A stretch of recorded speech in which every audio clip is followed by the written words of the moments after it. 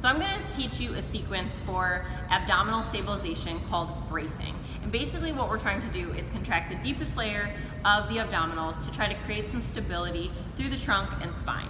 This is great if you're somebody that has low back pain, hip pain, but it also in general is kind of the foundational piece for all other core strengthening that you want to do. If you can't get this deepest layer contracted, moving forward into some of the more advanced core exercises, you actually won't be doing them in the correct position. So for bracing, what you're going to do is you're going to lay on your back, and I want to find a neutral position of my pelvis. I don't want to be overarched, yet I don't want to be pushing down into the floor. I want to be just resting a little bit so I can get about one hand under my spine comfortably.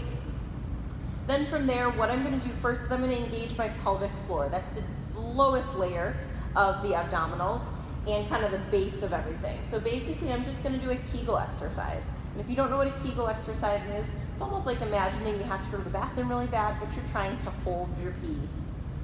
Then from there, what I'm going to do, so I've got my Kegel, I'm going to take my belly button and I'm just going to draw it in towards my spine to try to get that deep layer of abdominals to contract. If you take two fingers and you put them just on the inside of your hip bones and press down, you should feel that muscle contract a bit.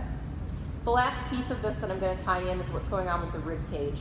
A lot of times the rib cage wants to pop up when you contract. I actually want you to imagine pulling that rib cage slightly downward towards the hip bone without flattening your back into the ground. So just a little bit of a draw inward as you contract. You're going to hold that for about 5 seconds and then release.